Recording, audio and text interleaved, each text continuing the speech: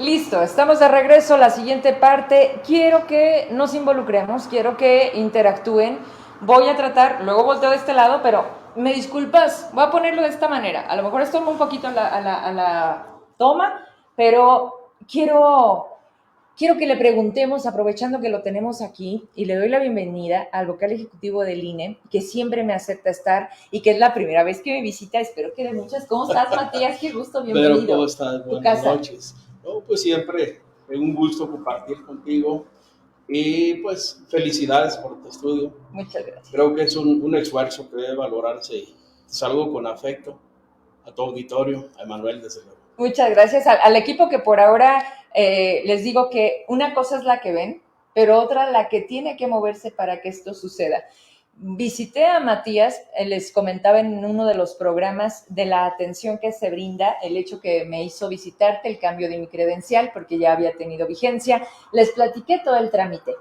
Y la verdad es que, lo vuelvo a repetir, es no porque me llevabas contigo, no porque llegué contigo, creo que es la manera de operar del instituto. Muy poca gente, que teníamos ahí, Matías, 3 personas, dos, quien nos recibía, que se pasaba al módulo y solicitaba la información, y luego ya nada más a los días para que pasara.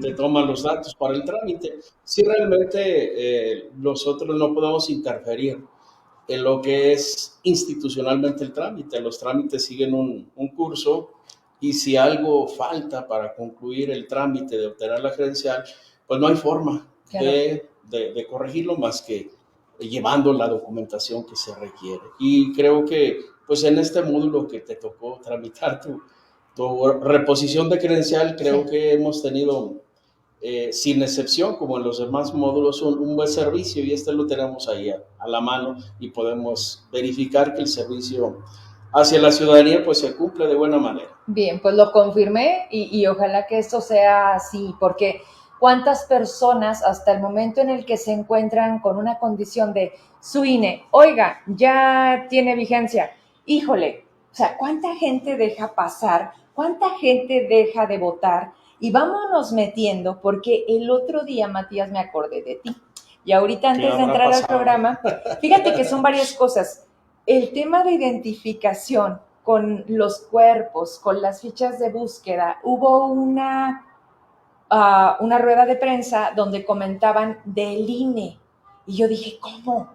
O sea, ¿el INE de qué manera interviene bajo una investigación? O explícame tú esa parte que entra.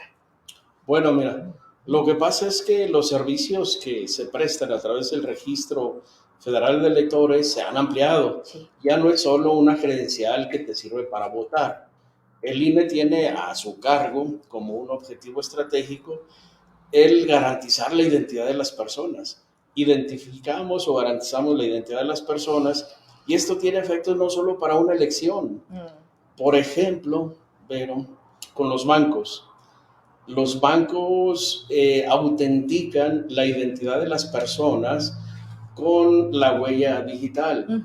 Los bancos no tienen acceso a las bases de datos, pero sí con la huella, el sistema envía la información a nuestra base de datos y la rebota. Nada más le dice sí o no, eso no es. Ajá. Y eso garantiza pues la seguridad en pesos y centavos de las personas.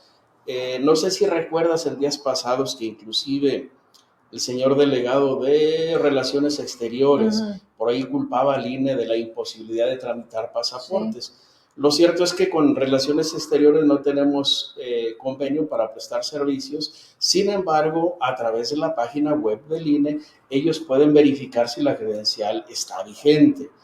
Y en la parte que comentas, en ese caso particular, el INE tiene convenio con las fiscalías de la República, generales de los estados, para la identificación de personas fallecidas cuando los biométricos no lo permiten. Hay un convenio, insisto, la base de datos está asegurada, no se comparte, pero sí se colabora con las autoridades para la identificación de personas fallecidas cuando los biométricos todavía subsisten y se pueden identificar. Entonces, sí, el ámbito de servicios creo que va mucho más allá de lo electoral. Ahora bien, vamos entrando en materia. Tienes N información, videos, fotografías de cómo se comportó ayer domingo 26 en esta convocatoria de defender el voto, de defender al INE. ¿Y cuántas versiones, Matías?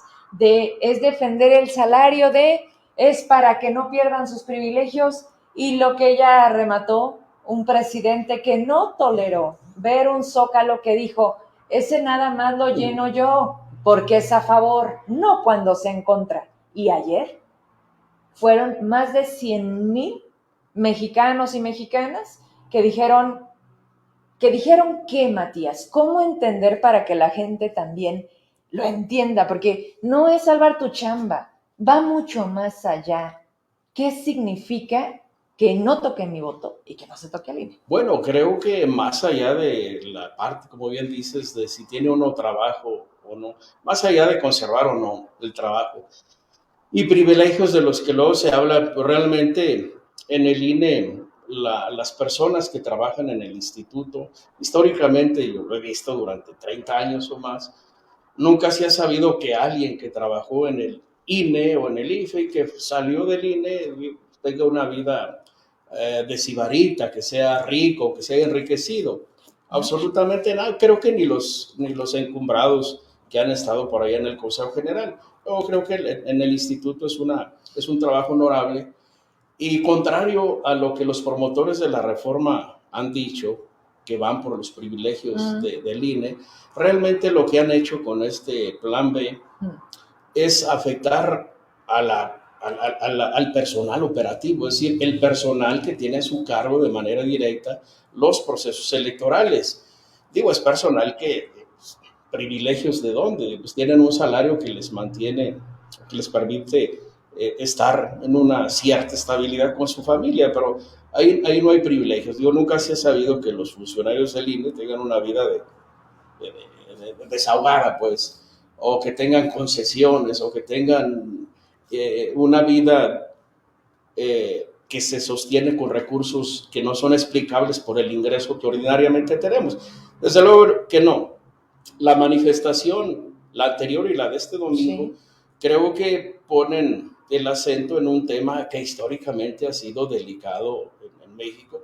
Y digo históricamente porque, mira, desde que México es república, desde los años 20 del siglo XIX, todos los conflictos sociales, todos los conflictos políticos, todos, sin excepción, han tenido como fundamento la defensa o la exigencia de la legitimidad de quien está en el poder. Es decir, siempre se ha cuidado, aún en los tiempos recónditos de la República, siempre se ha cuidado que quien llega a un puesto de elección popular sea a través de o mediante la voluntad ciudadana, claro, mediante procedimientos claros, legítimos, y cuando no ha sido así, hemos tenido revoluciones. Digo, en el siglo XIX, sin ir lejos, tuvimos la revolución de la Noria, un levantamiento armado de mi general Díaz que le declara la guerra al presidente Juárez porque ya llevaba 3 reelecciones. Bueno, la segunda le declara la guerra, la rebelión de la Noria, y fíjate cuál era el lema de Porfirio Díaz en la rebelión de la Noria: que ningún individuo se perpetúe en el ejercicio del poder, decía él, y esta será la última revolución. O sea, fue una frase que lo persiguió él, una condena que lo persiguió a él. Él se mantiene en el poder y viene la revolución. Fueron 2 revoluciones de mi general Díaz, la Noria y Tuxtepec. La revolución de Tuxtepec triunfó contra Lerdo de Tejada y se instituye en el poder. El general Díaz se queda ahí y viene la revolución. Entonces, cada vez que un presidente o que el poder, quien sea desde el poder, pretende perpetuarse, eternizarse o disponer de los medios para mantenerse en el poder, hay un movimiento social. Inclusive el tema de la reelección, comentábamos alguna vez que los presidentes en México que han intentado quedarse en el poder, o viene la revolución o son asesinados. El caso de Obregón. Obregón había sido presidente en el periodo 1920-24. Pasado el periodo de Calles, él se postula nuevamente a la presidencia y resulta electo presidente de la República, y siendo presidente electo es ejecutado. en la bombilla. La historia le carga el santo a José de León Toral, pero realmente fueron las huestes del gobierno en turno quienes lo ejecutaron. Se dice que Obregón tenía al menos 18 orificios de bala. Entonces el cuate al que se le atribuye el crimen, pues traía solo una 38. Con eso no pudo haber sido. Es decir, a donde voy es que la historia nos da cuenta, nos da lecciones de lo que pasa cuando alguien pretende hacerse del poder de manera ilegítima. Entonces esta manifestación del domingo creo que prende las alertas de lo que pudiera ocurrir si el proceso de elección de quienes han de gobernarnos no es un proceso legítimo. Y bueno, pero creo que, si me lo permites, Sí. sería muy pertinente referirnos a ese llamado plan B, porque todo el mundo habla del plan B. No nos vaya a pasar lo que se dice del diablo. Dice que el diablo, la única prueba de que existe es de que todo el mundo habla de él, pero nadie lo ha visto. Ajá. Entonces, sí. El plan B realmente, pues sí trae un contenido complejo para los sistemas electorales, y yo empezaría por hacer una reflexión, pero ¿por qué plan B? Si hay un plan B, supone que hubo un plan A. ¿Y dónde quedó y por qué? Recordarás, Vero, alguna vez, y creo que en tu espacio lo comentamos, había un proyecto de reformas constitucionales, un proyecto realmente integral, porque no era solamente la iniciativa del Ejecutivo Federal, estaba la iniciativa del Partido Acción Nacional, muy integral, sí, que hacía complemento con la del Ejecutivo. Había una propuesta del Partido del Trabajo, una del Verde. Bueno, al final la Cámara de Diputados dictaminó 62 iniciativas de reforma constitucional. Sin embargo, esta reforma no pasó en la Cámara de Diputados. Ese era el llamado plan A. Bueno, no tenía nombre de plan porque era simplemente la iniciativa. La tarde de aquel que sería 7 de diciembre, que la reforma constitucional no pasó en la Cámara de las Diputadas y de los Diputados, en el acto mismo de que no se vota la reforma constitucional, se presenta una iniciativa de reformas legales. No pasa la constitucional, vamos con la ley. Este plan B contenía iniciativa para reformar 6 leyes. 6 leyes que están relacionadas en alguna parte con los procesos político-electorales. Que no leyeron y que así votaron. Pues, mira, porque no hubo tiempo, tal cual lo dices, así no lo platicaban. Se puede suponer que no leyeron. Fíjate que hay un personaje de Fresnillo, me acordé ahorita, ya hace años nosotros le rentábamos ahí en Fresnillo, y un día salió en la charla el tema del Capital de Carlos Marx. Y él se quedó pensando, dice, ¿el Capital de Carlos Marx? Sí, anoche lo leí anoche. Entonces tal vez los legisladores tienen sí, esa capacidad, ¿no? Porque el plan B se presentó un día en la tarde en la Cámara de Diputados y durante la noche se aprobó. Así es. Y el plan B implica 6 leyes, reformas a 6 leyes. Se aprobó el 7 de diciembre en la Cámara de Diputados, se envió al Senado. El Senado le dio poquitito más trámite porque se tardó un día y hasta el otro día en la madrugada, por ahí de las 4 de la mañana fue votado en el Senado. Se regresó a la Cámara de Diputados el día 15 de diciembre y en la Cámara de Diputados alguien protestó por un contenido que llevaba el proyecto, un contenido que venía desde la Cámara de Diputados, pasó al Senado, el Senado lo aprobó, y cuando regresa a la Cámara de Diputados, los diputados se sienten engañados porque hay un artículo cuyo contenido ellos no lo reconocían haber aprobado. ¿Y qué refería a ese artículo? Este artículo dice que los partidos políticos pueden ir a la elección en candidaturas comunes, con un solo logo. Si hay 3 o 4 partidos con una candidatura común, no aparecerían en la boleta por separado. Aparecen en un solo logo y los votos se distribuyen por convenio. El convenio de la candidatura común dirá qué porcentaje de votos le toca a cada partido de la candidatura común. Es lo que algunos llamaron la cláusula de vida eterna. Es decir, con este formato regresaríamos a lo que eran las coaliciones todavía en 2006, donde el convenio de coalición determinaba el porcentaje de votos de cada partido y los partidos mantenían su registro. Ese contenido armó debate en la Cámara de Diputados cuando regresó ya la iniciativa. Ese artículo ya venía. Desde que salió de la Cámara de Diputados ya iba. El Senado lo aprueba y lo regresa a la Cámara con algunos cambios. Ajá. La Cámara de Diputados aprueba los cambios que el Senado le envía y elimina un párrafo de ese artículo 12. ¿Qué tiene que ver con? Con las candidaturas comunes. Okay. Aprueba lo que el Senado le había enviado, pero como le hizo una modificación, se lo regresa nuevamente al Senado. Ajá. El Senado ya no lo puede aprobar en diciembre porque cerró el periodo ordinario. Sí, sí. Y lo retoman el 1 de febrero y el Senado al final no se decanta por las candidaturas comunes, es decir, no le entra al toro. Lo que decide el Senado el miércoles pasado es que se publique el decreto sin ese artículo. Es decir, lo que es objeto de debate, lo sacamos del debate y publicamos lo que ya está aprobado. ¿Y qué pasa con esto que se queda en debate? ¿Posterior? Lo podrán debatir en el siguiente periodo ordinario de sesiones. ¿Qué pasa? Si regresa nuevamente el proyecto a la Cámara de Diputados, ya no lo podrían regresar en este periodo. Tendría que regresarlo hasta septiembre. Y para evitar que hasta septiembre siga el debate del Plan B, pues las cámaras pueden acordar que se publique lo que ya está aprobado por ambas cámaras y sacar del decreto lo que es objeto de debate. Por eso es que el Senado ya aprobó y envía al Ejecutivo para su publicación. Aunque debo de decirte que ese envío no es en automático. Para que se publique el proyecto sin lo que es objeto de debate, el artículo 12, debe haber un acuerdo de ambas cámaras. Las dos cámaras deben decidir por mayoría calificada que omiten ese artículo 12 y que lo que ya no está a debate se mande a publicar.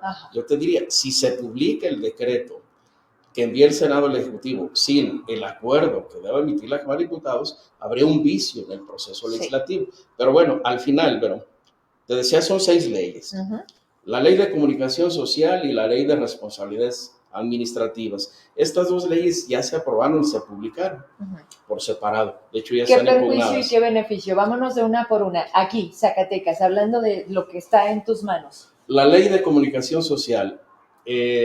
Lo que esta ley modifica es las actitudes que son sancionables de los servidores públicos. En pocas palabras, permite que los servidores públicos, en ejercicio de su cargo, estén en campaña. Que estén en campaña. Con cargo y con campaña. Permite que estén emitiendo mensajes de campaña con propósitos propios o de un tercero. Es decir, en estas condiciones, cualquier gobernador o gobernadora de un estado podría estar dentro de la campaña de las candidaturas de su partido. Es lo que se trata de evitar.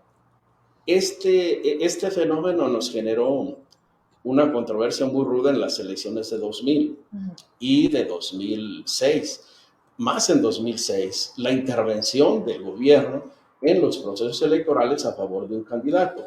Por eso en 2007 se reformó la ley, se reformó la Constitución y se prohibió a los servidores públicos la promoción personalizada y se les obligó a que la comunicación social no contuviera mensajes político-electorales, que fuera imparcial, que fuera objetiva.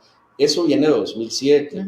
La comunicación social pretendería habilitarlos para estar en la contienda y la ley de responsabilidades se modifica para que no sean sancionables.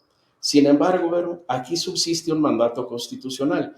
No es que la ley los habilite, la Constitución lo prohíbe.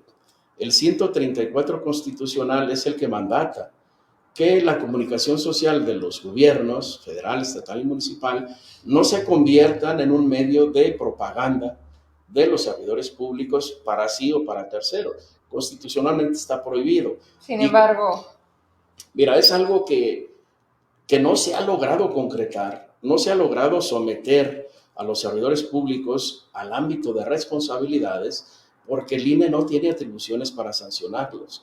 El tribunal no tiene atribuciones para sancionarlos. Entonces nada más es ponga la mano.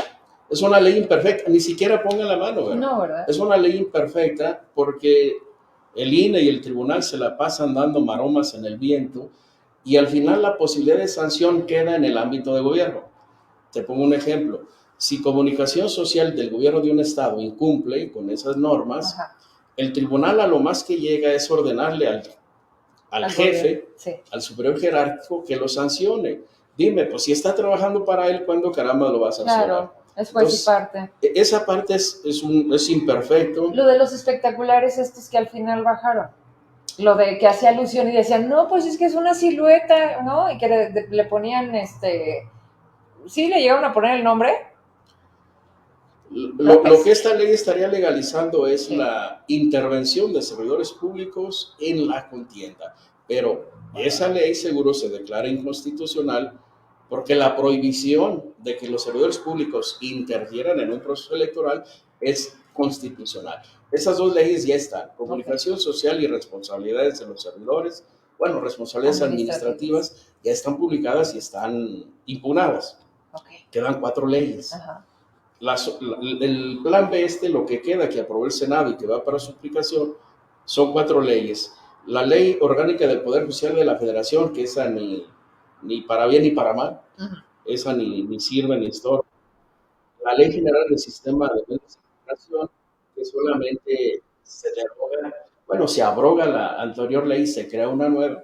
Es de forma solamente, por lo que hace la nueva ley, es resumir varios juicios y recursos en uno solo. Se crea un juicio electoral genérico para la mayoría de las impugnaciones. ¿Eficientiza? Sí, creo que, mira, no distrae. Okay. Porque los tribunales, como luego son voluntariosos, te pueden negar la justicia alegando que no es la vía adecuada. O te reencauzan los juicios y esto tarda más los procedimientos. Ahora entran en un juicio electoral y facilita, creo que, el trámite. La Ley General de Partidos también se modifica para el tema de las candidaturas comunes, pero el punto central, la parte sensible que afecta al sistema electoral, son las modificaciones a la Ley General de Instituciones y Procedimientos Electorales, la famosa LEGIPE. Entonces, resumiendo, el plan B son 6 leyes. Sí. Comunicación social, responsabilidades administrativas, Ley Orgánica del Poder Judicial de la Federación, Ley del Sistema de Medios de Impugnación, Ley General de Partidos Políticos y la Ley General de Instituciones y Procedimientos Electorales. Esta última es la que hay que cuidar. ¿Qué pasa con esta ley, Vero? La nueva ley que está por publicarse, lo que viene a hacer es desmantelar la estructura del servicio profesional electoral del INE, el servicio civil de carrera. El servicio civil, pero es un mecanismo de reclutamiento, selección de personal, capacitación, evaluación y incentivos y sanciones. El servicio civil de carrera tiene como propósito la contratación de personal que garantice la objetividad y la imparcialidad en la elección. Es decir, a través del servicio profesional del servicio civil de carrera, evitamos que se contrate a los amigos del amigo del amigo. Evitan que se forme una burocracia, pues, una burocracia inoperante, como lo podemos ver en cualquier administración pública. Ese es el servicio civil de carrera. Y te doy un dato, un antecedente rápido. Recordarás tal vez las elecciones del 88, tal vez no, porque eres muy joven, pero los que ya estamos más viejos nos tocó vivirlo. 1988. Todavía no votaba, ¿no? Nada más eso te digo, todavía no votaba. Mira, la historia de México, le decía hace un rato a Jovita, la historia de México es la historia de sus elecciones.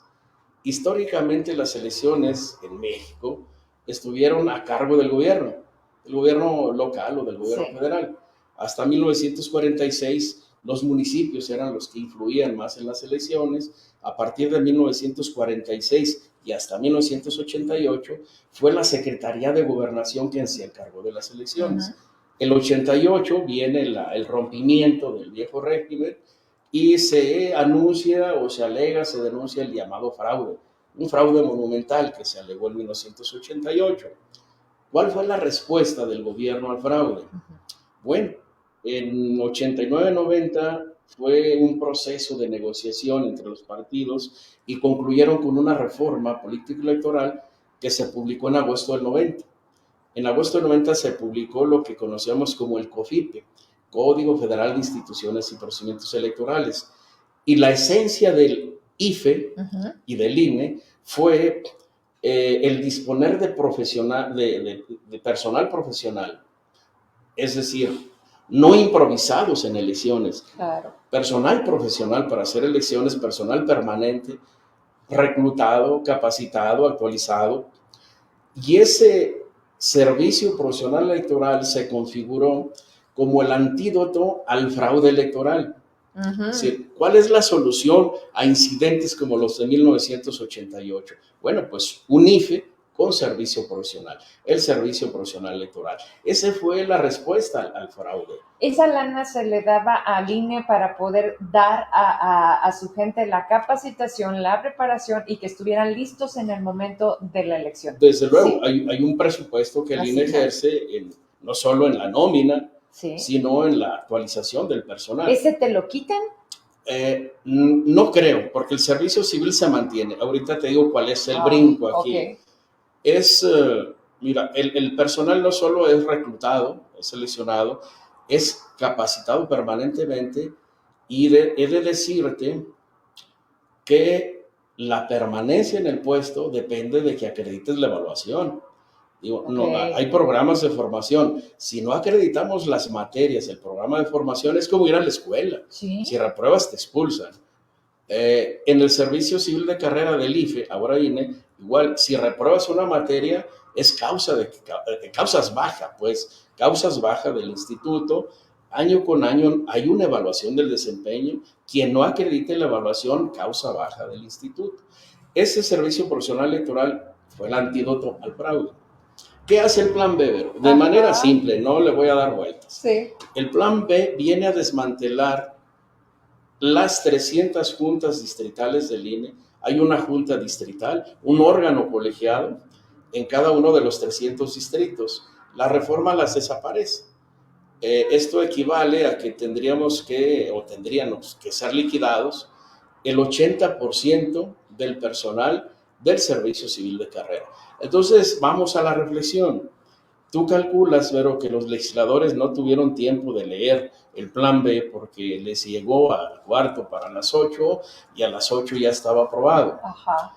Bueno, pues si el servicio profesional electoral fue instituido como un antídoto al fraude, ¿cuál sería la pretensión de una reforma electoral que pretende eliminar el servicio civil de carrera? Un fraude.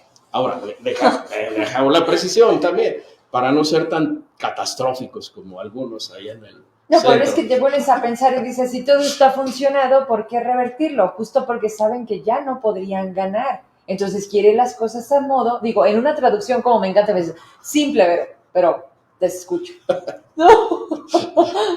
Ese es el contenido del Plan B. Por eso digo yo que no es una reforma electoral. De lo electoral no modifica más que cosas mundanas. Es decir, sí, es una reforma que no modifica las fórmulas de elección, no modifica mayormente el sistema electoral. Es una reforma orgánica porque afecta la estructura orgánica, afecta la estructura del INE. Nos viene a modificar una estructura que ha funcionado durante 30 años. Tenemos personal que se ha capacitado, actualizado durante 30 años. Y te decía, aquí viene el brinco.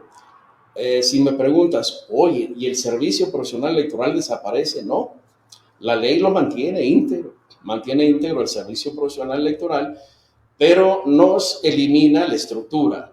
Y pues sí nos deja la herramienta, pero ya no nos deja dónde aplicarla. Nos desaparecen las 300 juntas y la nueva ley lo que configura ahora es una oficina auxiliar. En lugar de juntas distritales, habrá una oficina auxiliar. Las juntas distritales operan con 5 funcionarios. 5 funcionarios que corresponden a funciones del instituto, y esas funciones subsisten. Las funciones no son eliminadas, las funciones se mantienen como responsabilidad del INE. Hay un área de registro federal de electores, Ajá. las credenciales para votar. Hay una área de capacitación electoral para integrar las mesas directivas de casilla. Hay un área de organización electoral que se encarga de ubicar la mesa y operar la jornada el día de la elección, recuperar los paquetes, organizar los cómputos. Hay una área que lleva toda la temática jurídica administrativa y la oficialía electoral. Y el vocal ejecutivo, que es el que coordina los esfuerzos. De estas 5 áreas se eliminan 4. Nada más queda una, un funcionario, el vocal ejecutivo. La nueva ley dice, ya no habrá juntas distritales, habrá oficinas auxiliares con un vocal operativo. Entonces, estas 4 áreas, por eso digo que el 80% de la estructura del servicio es eliminada. Son 1,264 plazas a nivel nacional. Y ese ¿En Zacatecas cuántas son? Mira, Zacatecas son 4 distritos y la Junta Local son 18 plazas las que serían afectadas directamente. Mira, el problema no está en que se pueda crear nuevamente el servicio. El personal que tendría que ser liquidado es personal experimentado durante muchos años. Estarlo cambiando para cada elección, yo te diría, jugar a la burocracia gubernamental en las elecciones, pues equivaldría a dar resultados como la burocracia gubernamental. O sea, ese es el problema serio. Digo, si hay una institución, yo trabajo en el INE, dicen que nadie vende pan duro, yo trabajo en el INE, pero sí te puedo decir, creo que de manera objetiva y sin exagerar, que de las pocas instituciones del Estado mexicano que cumplen con la función que se les encomienda, es el INE. Y nunca se ha visto que salga una manifestación a exigirle al INE que hagamos elecciones. Rigurosamente y periódicamente las hacemos, aún en pandemia, seguimos dando servicio. Y si se evalúa al INE en función del presupuesto, de pesos y centavos, que es lo que se ha dicho que es muy costoso, bueno, pues vamos evaluando, ¿qué te diré? Sin ir lejos, vamos evaluando el Poder Judicial de la Federación. ¿Qué tan eficiente es la justicia en México? Ni es pronta, no existe. La impunidad, ¿sí viste en qué nivel estamos? Y te voy a hacer una reflexión ruda. La esperanza de justicia de un pueblo como el nuestro depende de que un gobierno extranjero venga a perseguir, capturar y encarcelar a los delincuentes nacionales. Digo, ¿qué esperanza de justicia puedes tener? Pero, por ejemplo, viene Biden y agarran a Ovidio, pero aquí se queda y se va y al rato lo sacan. ¿Por qué? Hay un problema serio, pero hay quien describió este fenómeno de los últimos, tal vez 30 años. Dicen los sociólogos que hay una intermediación política. ¿Intermediación entre quién? Entre quien debe administrar justicia o la autoridad y los que delinquen. Hay una intermediación política basada en la negociación selectiva del incumplimiento de la ley. Entonces, tú estudias el fenómeno. Una intermediación política entre ambos basada en la negociación selectiva del incumplimiento de la ley. Sí, conveniencia. O sea, no cualquiera puede incumplir la ley, ¿verdad? No, ni tampoco hay justicia para todos. Y, sin embargo, las instituciones de procuración de justicia, fiscalías, seguridad pública y quienes los acompañan, Poder Judicial, ejercen presupuesto y nunca se les hacen cuentas en cuanto a resultados. Hay un servicio de administración tributaria que deja pasar al camello y cuela el mosquito. Es decir, anda sufriendo con los que evadieron 100 pesos, pero deja pasar a los de miles de millones. Y no le rinde cuentas a nadie. Dime, ¿a quién le rinde cuentas el SAT? Pero ahora tenemos México menos corrupto. Y los privilegios pasaron a ser manos de otros, porque si te das cuenta, Matías, en este absurdo discurso que cada vez se cae más a pedazos, es de porque nosotros queríamos lo que otros tenían. Punto. Sí, ¿a dónde voy, Vero? Es que no es cuestión de pesos y centavos. Digo, es la justificación y es hasta absurdo decir que un servicio del Estado se deja de prestar porque no hay dinero. Sí. Digo, si el Estado no tiene recursos para hacer lo que está obligado a hacer, bueno, pues cerramos y nos vamos, pero no simulamos cumplir. Y creo que el INE ha dado resultados. Pretender afectar la estructura operativa creo que es la peor tragedia. Y te hago otra reflexión. Sí. Los promotores de la reforma hablan de privilegios. Vamos a acabar con los privilegios. Pero curiosamente, tocan a la estructura operativa, al personal operativo, pero no tocan la estructura central del Instituto Nacional Electoral. O sea, al menos no directamente, como que fueron tibios, o no sé, digo, a dónde van, pero afectar el servicio profesional electoral creo que es la peor parte. Se afecta la democracia. Hay quien dice que la democracia está en riesgo. Creo yo que para que la democracia corra riesgo, la democracia debe existir. Y creo que estamos en un proceso de construcción democrático que no hemos logrado consolidar. Y esta reforma a lo mejor no pone en riesgo la democracia, pero sí el proceso para la construcción de la democracia. ¿Por qué te digo que estamos en proceso de construcción? Bueno, la parte esencial de un sistema democrático, la esencia de la democracia, no es hacer elecciones cada 3 años. Lo que una democracia debe garantizar es el ejercicio de los derechos fundamentales de las personas. Digo, los sistemas democráticos fueron creados con ese único propósito, que en este ambiente de libertades y de derechos, en un sistema democrático, las personas puedan ejercer sustantivamente sus derechos. De eso se trata la democracia. Y para que la democracia se requiere de un sistema político donde los poderes están equilibrados. Bueno, de entrada, debe haber una constitución. Tenemos una constitución. La constitución reconoce derechos. Tenemos derechos reconocidos. Debe haber una división de poderes con un equilibrio entre los poderes. Preguntémonos, tenemos división de poderes, pero realmente el legislativo será autónomo y funciona con responsabilidad. Claro que no. Y el Poder Judicial lo hará. Menos. Yo te diría, hay las condiciones para que funcionen. Hay condiciones para que los poderes funcionen de manera autónoma e independiente. El problema no está en las reglas del juego, está en las personas. Ahora bien, ¿en qué punto está este plan B? Está en la cancha de los magistrados. Sí, el legislativo ya hizo su trabajo. Sí. Ya terminó su tarea. Digamos. Cualquiera de estos días se publica. Hay quien dice que mañana. Cualquiera de estos días se publicará. Y lo que te diré, como antes de ir a las controversias, la ley, una vez publicada, hay que aplicarla, hay que ejecutarla. Yo tengo una reflexión de mi visión sobre el contenido de la ley previo a que se publique, cuando todavía hay debate sobre la ley. Bueno, ya está aprobada, ya el debate sale sobrando. Pero una vez que la ley se publique, nosotros la aplicaremos en sus términos, sin gritos, sin sobrerazos, sin agravios, sin reproches.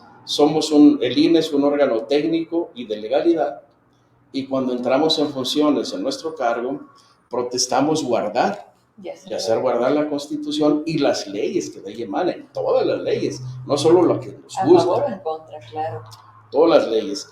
En días, no sé, creo que el día de hoy por ahí vi una nota donde alguien pregunta, ¿y el delegado del INE está a favor o en contra de esta ley? No. Lo que yo diría es que no estamos ni a favor ni en contra. Somos una institución de legalidad y una vez que la ley se publique, la aplicaremos en todos sus términos, sin gritos, sin sombrerazos. El día que se publique empezaremos a operar. De hecho, pero ya estamos planificando cómo será la aplicación de este plan B. Y antes de que se me olvide, decías tú del servicio profesional electoral. La ley lo mantiene, pero nos afecta la estructura. Sí. La estructura está afectada. Pero ¿Qué sí podemos hacer? Y esa es la salvación. La salvación de la estructura del INE, la salvación de los procesos electorales, podríamos decirlo, ahora está en manos del INE.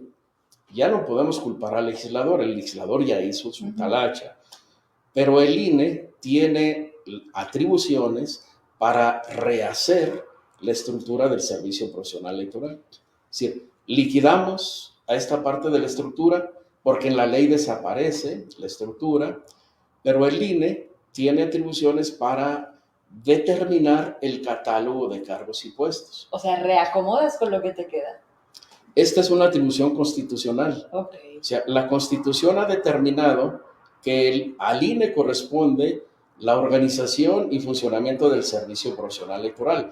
Es decir, no es la ley la que te va a decir cómo. Ajá. Es la Constitución la que te da a ti, INE, la atribución de armar su estructura.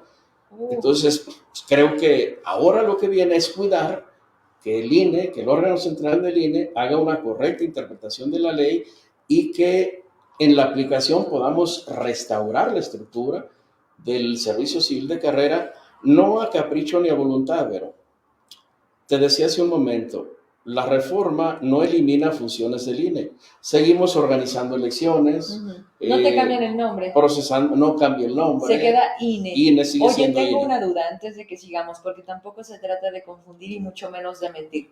Tenía la semana pasada el tema de que querían quitarnos la credencial de elector. Este plan B incluía como sin identificación, porque no solamente la INE es para votar, o sea, es un documento que nos da identidad. En ningún momento se toca. No, fíjate que inclusive lo hemos tratado ya en la estructura. El personal o la parte que no es tocada por la reforma, el personal operativo del registro para de electores, los módulos siguen operando como ordinariamente sería. El resguardo de las bases de datos sigue bajo el control del INE. No hay afectación, mira, a nivel nacional ha trascendido. Ha habido muchos trascendidos. Lo del voto a partir de los 16 años, lo del voto desde las esas cárceles. Son iniciativas. Lo del voto desde la cárcel ya está regularizado. Ya. Eso ya tendríamos que implementarlo. El voto anticipado, inclusive antes de la jornada. Pero sigue estando en 18 años. Lo de los 16 apenas es iniciativa, esa no entraba a debate. Pero no, los módulos se mantienen. Digo, los servicios del INE, del Registro Federal de Electores, la credencial para votar, el cuidado y resguardo de la base de datos se mantienen. El IES, los institutos electorales de los estados. Hay un ajuste a los institutos locales, pero si soy franco, en Zacatecas no habría afectación, pero creo que el IES es de los órganos locales compactados de por sí, son órganos pequeños. Sí, no hace mucho bulto, no tiene una burocracia monumental. Sí hay OPLES, como el Estado de México, Ciudad de México, Jalisco, no sé, Nuevo León, Puebla, donde la estructura es grande, es extensa, vamos. Ahí sí van a tener que ajustar. Al IES habrá un ajuste, pero creo que no le va a impactar. Hay un tema que sí creo que a algunos OPLES les va a llamar la atención. Esta reforma, este plan B, establece que sea el INE, desde el INE, en donde se defina el tabulador de los institutos electorales de los estados. Es decir, el INE va a determinar el tabulador de los sueldos y salarios de los hombres. Creo que eso les va a incomodar, pero creo que sirve porque estandarizas. Insisto, Zacatecas no es de las entidades donde ganan cantidades monumentales. Solo por decirte un ejemplo. En los tiempos que me tocó estar en el Estado de México, el órgano local traía sueldos o prestaciones, por el concepto que sea, promediados en los 250,000 pesos, mucho más que el INE inclusive. Zacatecas no es de las entidades onerosas. Creo que el IES en particular no le afectaría. No afecta su estructura. Y digamos, funcionaría igual que como lo viene haciendo. No hay mayor impacto. No. Y contigo sería estas 4 áreas que se reducen a todo bajo tu mando, que al final siempre lo has tenido así, con quitarte a lo mejor 20 piezas con las que venías trabajando y reajustar con las mismas actividades con la gente que te quedas. Sí, ese es el proceso complejo. Sí, porque ¿a quién decides quitar? Bueno, eso está regulado también, Ajá. por Es fortuna. por antigüedad. Por fortuna. No, fíjate que la ley establece que el personal de las juntas distritales y de juntas locales será evaluado y a partir de esa evaluación se determinará quién ocupa los puestos que quedan. Ok. Ese también va a ser una rebatinga interna. Desde adentro lo que estamos proponiendo al INE Central, al INE México, es que esa evaluación sea hecha por un ente externo. Claro. Que no sea yo el que determine quién se va y quién se queda. Para que no haya un conflicto. Por muy objetivo que pudiera ser, sí. No se puede ser absoluto. Pero si traemos un ente externo y le damos los indicadores de evaluación, sería más, pues creo que garantizamos que quien se quede con una justa determinación y quienes nos tengamos que ir igual. Pero claro. Creo que si las reglas son limpias, aceptamos cualquier determinación. Y en esa lógica vamos, pero se publica la ley. Una vez que se publica la ley, ya perdimos 2 meses y medio, porque desde diciembre debimos haber empezado a planificar. Pero también era de esperarse que se diera el alargarse y llegar hasta lo mejor en este punto. Hay 3 momentos. Publicada la ley, traemos un periodo para planificar la aplicación de la reestructura. Luego, en el mes de mayo, tendría el INE que emitir los lineamientos para la reestructura y ahí va el formato y las condiciones para la evaluación del desempeño. O sea, por ahí de junio. En mayo debe emitirse. Okay. En julio estará un nuevo estatuto del Servicio Profesional Electoral, un nuevo catálogo de cargos y puestos, y hacia el mes de agosto tendríamos que estar operando ya con la nueva ley electoral. Porque este año tienen 2 elecciones. A finales de año arranca el proceso electoral. Con la nueva ley ya no empieza en septiembre, empezaría en noviembre, y vamos la elección concurrente. Pero entonces la elección del Estado de México sería en... Bueno, Estado de México y Coahuila siguen su ruta, que ya están, su elección es en junio. A ellos no les aplica... La parte no les aplica, les aplicaría a partir del siguiente proceso electoral. 23-24. Okay. Ellos concluyen el proceso 23 con las reglas del juego vigentes y a partir ¿qué será? De agosto de este año se aplican las nuevas reglas. Si el proceso iniciará en agosto, tanto federal, bueno, el local lo determina la legislatura local, pero la jornada invariablemente va a ser en junio del 24. Entonces, Vero, en la antesala del proceso electoral, definiendo a ver con quién vamos a trabajar, es la parte compleja. Y si a esto le suma lo que comentaba hace un momento, la parte impugnativa. Publicada la ley, habrá impugnaciones. El INE no tiene capacidad de promover impugnaciones para detener el plan B. O sea, podemos promover controversias, pero la controversia no procede contra una norma de carácter general. Solo las acciones de inconstitucionalidad pueden promoverse para impugnar una ley. Pero eso serían los otros partidos, ¿no? Esas acciones le competen a los partidos y a los diputados y senadores en función del 33%. Diputadas, diputados, senadoras, senadores, en un porcentaje del 33% pueden ir a la acción de inconstitucionalidad. ¿Qué va a pasar con las acciones? Nos mete más ruido. Y nos alargan. ¿No? Nos alargan la agonía. Nos alargan la agonía. Sí, es probable que la Suprema Corte de Justicia, si no pide auxilio al extranjero y que ellos puedan resolver, no, retiro ese chascarrillo. Si la Suprema Corte se suma. Matías, es que la gran pregunta es, ¿de qué sirvió, no la de ayer, sino las 2 anteriores? ¿Sirvió de algo? ¿Por qué mostrar esta molestia, este hartazgo? Yo creo que la manifestación ciudadana no es cosa poca. No es menor. Es una manifestación monumental y yo creo que los ministros y ministras, antes de pensar si se quedan sentadas o de pie, creo que deben concentrarse en lo que es la materia. ¿Tú crees que les importa teniendo una ministra fake? Bueno, mira, es que son distractores. Son distractores. En lo que la ministra se pone de pie o se queda sentada, los jueces están liberando los recursos incautados a los delincuentes. Y eso nadie lo ve. Entonces la gente se distrae viendo a la ministra de pie o parada. Es un distractor. Okay. Ahora vamos a ver, si la Suprema Corte le entra con ganas, hay un un tramo amplio de irregularidades al proceso legislativo. La senadora Claudia Naya, en el debate del miércoles, Sí. de hecho ella presentó un voto particular de irregularidades en el proceso legislativo. El senador Monreal también hizo un recuento de al menos 21 inconsistencias, 21 inconstitucionalidades del Plan B. Yo te diría solo una inconsistencia. La nueva LEGIPE, la nueva ley electoral, contiene acciones afirmativas para los pueblos y comunidades indígenas, pero esas acciones afirmativas no están alineadas al mandato de la propia Constitución. El artículo 2 constitucional dice cómo los pueblos y comunidades indígenas van a ejercer su derecho a la representación política, que es con autodeterminación. La ley les da una vía para ejercer ese derecho, pero esa vía no es la más adecuada, pero eso no es lo importante.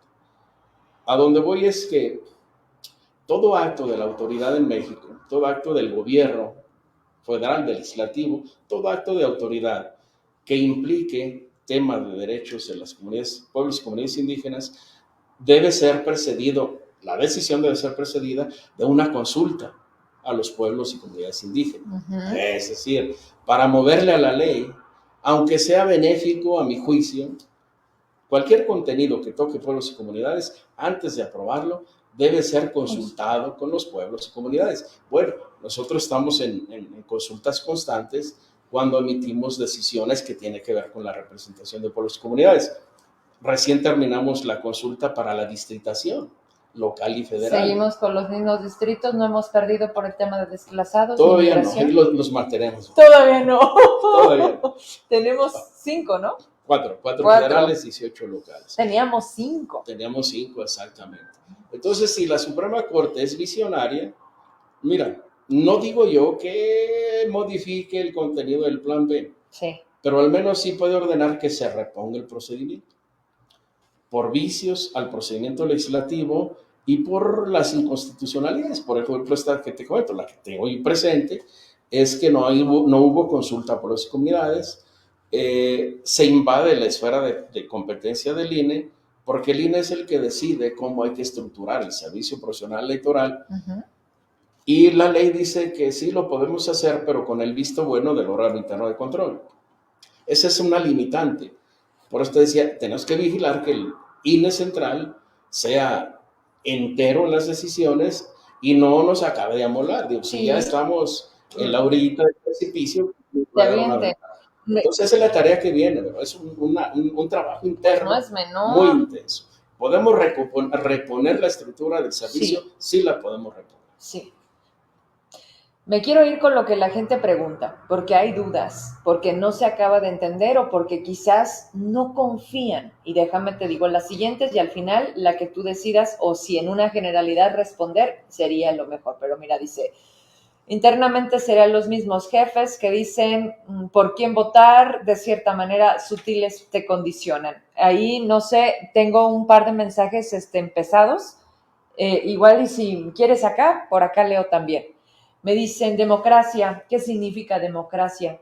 Es decir, el gobierno del pueblo, si no gobiernan los partidos ni sus cúpulas, ¿cuándo van a ver por democracia? Necesitamos acabar con PRI, PAN, MC, PT, Morena, etcétera, dice Jorge. Víctor Hugo Galicia, saludos cordiales al licenciado Díaz de León por su trabajo frente al INE. Ese es el problema de los muchachos de la 4T, es eliminar a la gente con experiencia. Norma Galarza, al Poder Legislativo, ¿por qué no se le condiciona el presupuesto en relación a su productividad? Bueno, hubiera sido bueno en todo, ¿no? En función de resultados. ¿Por qué no los dejan que den patadas al pesebre en el tema del legislativo? De por qué no se condicionan. Y la falta de autonomía al final del día, de la que hablábamos también, Matías. Dice, siempre perjudican, se quedan puros funcionarios, salen caras las mentiras. Había otro, qué raro, porque los que saben comentan que desaparecen los institutos estatales. A ver, lo estamos diciendo aquí y Matías es el vocal ejecutivo, Lupita. O sea, no es lo que digan, es lo que es. Y creo que para eso sirven estas entrevistas, para confirmar y no seguir desvirtuando. O, digo, ¿qué necesidad tenemos de dejar de entender el hecho cuando la autoridad, en este caso el propio instituto, viene y te dice, a ver, así se va a poner las cosas, esto se va, esto se queda, pero esa es la intención de la entrevista. Espero que lo entiendan y que les sirva. Si quieres intervenir, dime, ¿desaparecerán el 80% de los 300 comités distritales? Los 300, el 80% del personal, pero desaparecen las 300 juntas. Bueno, voy de ahí hacia atrás rápido. Sí. Y cerramos uh-huh. Hay un órgano electoral colegiado en cada uno de los 300 distritos. ¿Qué implica que el órgano sea colegiado? Sí. Bueno, pensando mal. Si alguien quiere hacer maniobra, pues no es lo mismo negociar con 5 que con 1. La reforma nos elimina 5 y deja 1. Pensando mal. Un órgano colegiado donde las personas que integran ese órgano llegan de lugares distintos mediante procesos de selección, de reclutamiento y selección, bien cuidados. Digo, no es un grupo de amigos, no es club de amigos, no es una estructura burocrática tradicional, es un órgano colegiado que se evalúa entre ellos y ejerce contrapesos entre ellos. Eso nos garantiza que el proceso vaya bien. Uh-huh. Si alguno de los 5 flaquea en el camino, los demás lo pueden ayudar o expulsar si es que está haciendo alguna barbaridad. Es decir, nos da contrapesos. Uh-huh. Los CIEs no desaparecen, los OPLES creo que salen fortalecidos con una ligera reestructura. Insisto, Zacatecas no se verá afectado. Uh-huh. ¿Qué con la democracia? ¿Qué caramba será la democracia? Uh-huh. Conceptualmente le podemos encontrar muchas definiciones, pero vamos a esta en concreto, como lo mencionaba. El propósito de que la sociedad un día se organice políticamente para tener un gobierno, para tener una autoridad, lo que está pensando es en ejercer sus derechos. Necesito una autoridad que vele por mis derechos. De eso se trata el sistema democrático, de que las personas tengan derechos y puedan ejercerlos de manera efectiva. ¿Qué democracia habría cuando los electores solo votan por alguien que ya alguien determinó que fuera una candidatura? Esos son los defectos de nuestra democracia. Lo que hemos venido insistiendo, por eso la reforma constitucional, si una vía de acceso al poder o el camino para llegar a un puesto público uh-huh. son los partidos políticos, uh-huh. vamos democratizando los partidos políticos. Pero ellos no lo van a hacer solos. Bueno, y aún hincapié, la ley, la reforma, el plan B, determina que solo ellos pueden definir sus procesos internos y nadie debe interferir, sí. ni sus actos serían impugnables. Si no democratizamos a los partidos, nunca vamos a transitar. Debe haber una autoridad que regule las elecciones internas de dirigentes uh-huh. y las elecciones de las candidaturas.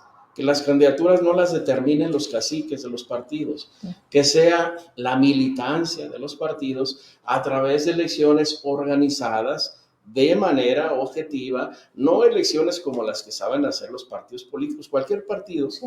que hace elecciones internas pues, termina en conflicto, a menos que la disciplina sea mucha. No la conoce. Entonces ahora, por lo que dice de la democracia, lo electoral es solo procedimental. Sí. Lo que debemos garantizar es que el ejercicio del poder vaya equilibrado, que no haya abusos en el ejercicio una del vez poder. Que llegan. Que esté equilibrado y si alguien excede sus atribuciones, sí. que sea sancionado, que sea destituido, sancionado. Y si la autoridad que debe sancionar no sanciona, uh-huh. sancionar también esa autoridad. ¿Quién? Aquí el punto es, por ejemplo, en lo inmediato se me viene el tema, revocación de mandato al actual gobernador. No, porque tiene que proceder una vez al que venga, no al que esté en turno. Bonita fregadera. En el 4º año de gobierno, con el 40% ¿no? de la votación y el 10% de los zacatecanos hay que solicitarlo. Creo, Vero, que la solución es compleja, pero se puede. Es que nunca ha pasado, Matías. A lo que quiero llegar es, estas condiciones existen en la ley justo para violarse. Son ellos mismos los que les conviene o no votarla. El legislativo se hace tarugo, el juicio político no, porque ahorita no me conviene. Bueno, depende, a ver si me hablan. Y la gente nos tienen actualmente, y nada más, ¿para qué volteo a otro lado? Si aquí en la casa es donde tenemos el tiradero. ¿qué podemos hacer? Y ya te lo había preguntado en otras ocasiones, y dices, pero que la gente se organice. No hubo el mismo movimiento que vimos en Ciudad de México. Me queda claro que la población no es igual, pero este Zacatecas es muy pasivo, aun y aunque esté tan lastimado, ¿será la palabra? O sea, como que no arranca, como que todavía aguanta, como que no llenan. Dicen los filósofos que el principal enemigo de un pueblo es la cobardía. Uh-huh. Y bueno, hagamos juicio a los partidos políticos teniendo en cuenta que los partidos son lo que nosotros somos, o permitimos que los partidos sean. Si pensamos que los partidos tienen dueño, estamos reprobados. Mira, necesitamos evolucionar en nuestra forma de pensar como mexicanos.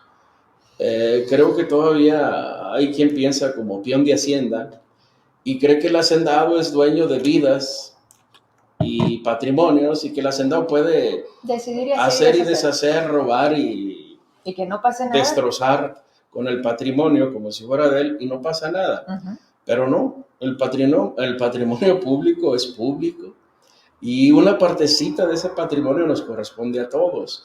Entonces no podemos ser solo contemplativos de lo que el poder hace sin reaccionar. Entonces, la solución está en nosotros. Digo, el problema es de quien lo padece. Quien está allá, pues ellos gozan ejerciendo el poder. Además, hasta les quitas. Pues sí. Ahorita, por ejemplo, simplemente dices que la gente no quiere feria, pues no hagamos feria. Y se está yendo al hoyo la economía, pues que la gente no quiere reactivar. O sea, menos chamba para ellos, más comodidad de gobernanza, o sea, menos trabajan. Así es.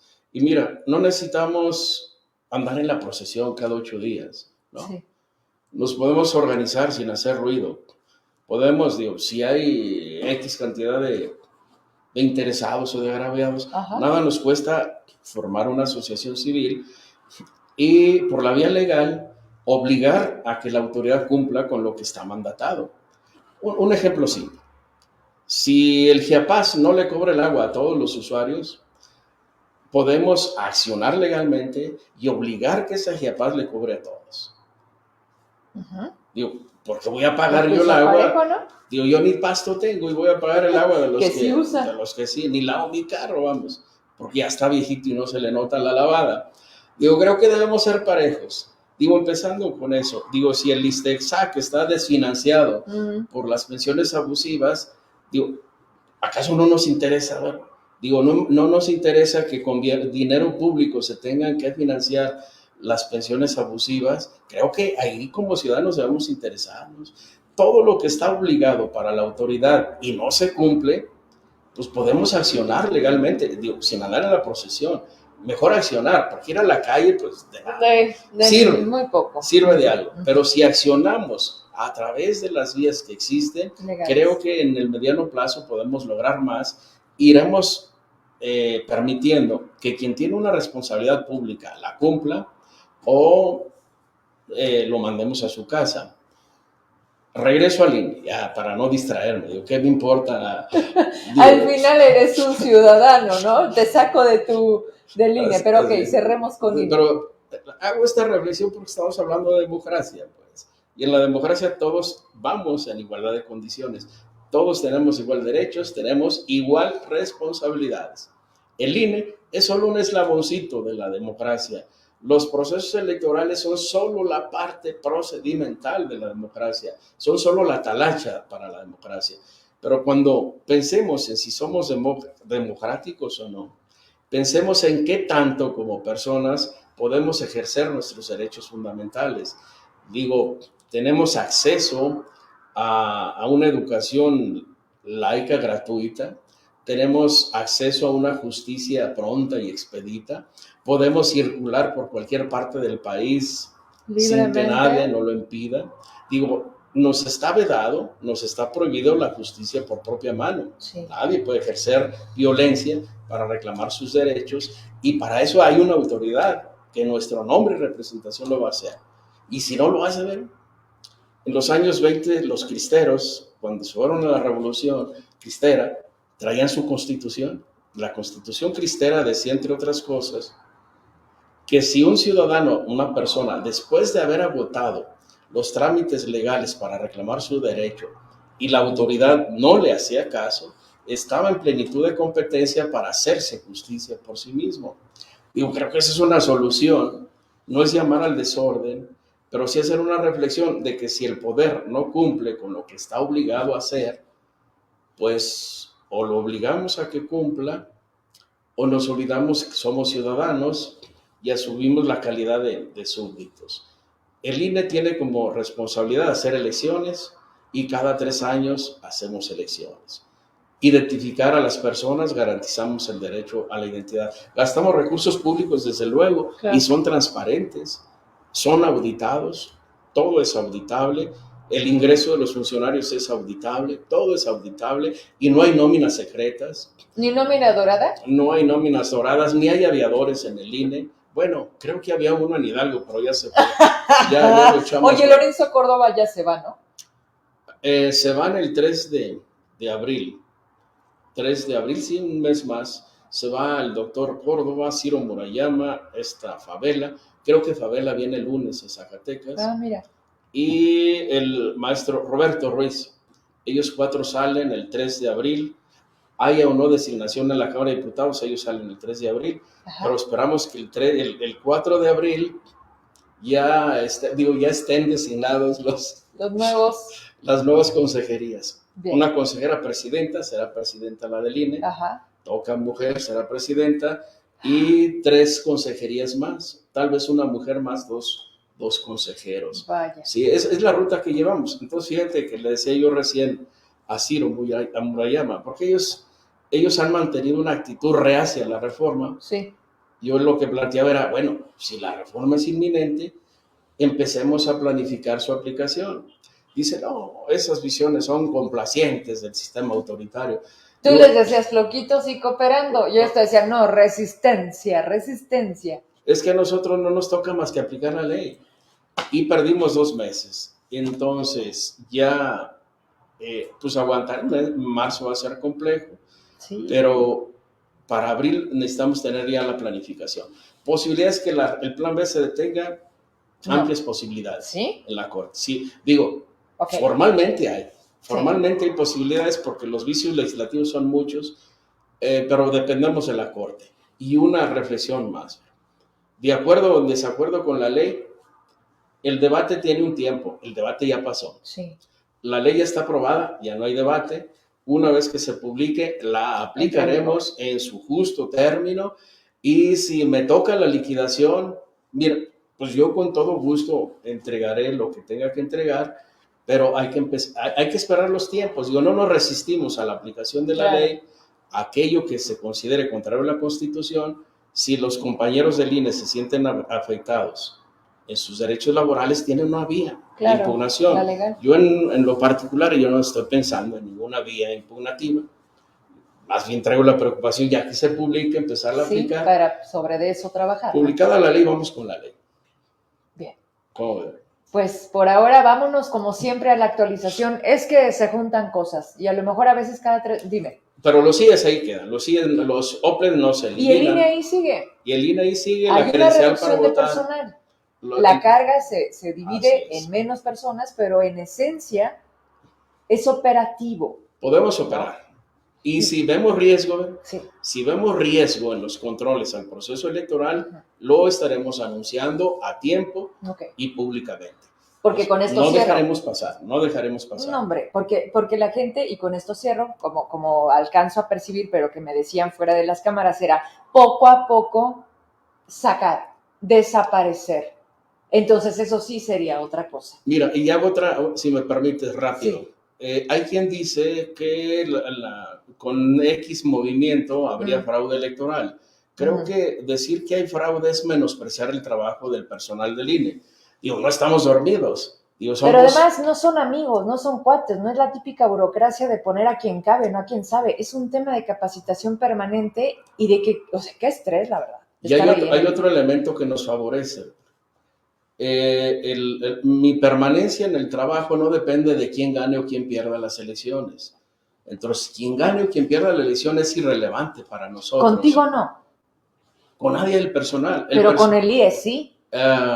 Bueno. Ya tenemos un magistrado, pero eso no le toca a Matías. Y aquí no viene, pues bueno, ahí no nos metemos. Pero nuestro trabajo no depende de quién gane o pierde las elecciones. Tú me hiciste que me acordara. ¿De qué depende que tengamos gobernador? Pues de que hoy tengan un cargo, pero esa es harina de otro costal. Me da mucho gusto verte siempre. Gracias, ay, Verónica. Muchas gracias. No, al contrario, gracias espero que les haya servido cualquier cosa. Pues estamos aquí, a través de mí siempre le doy lata, pero lo mejor es que siempre responde. Buenas noches. Y la segunda, la siguiente, revocación de mandato, ya lo traemos armado. ¿Me lo anotas? Sí, claro que sí. Cuenta con eso. ¿Verdad? Porque del IES nomás no jalan, ¿eh? No, me ya vendrá. ¿Me ayudas? Sí, claro. Ya nos vamos. Buenas noches. Buenas noches, muchas gracias.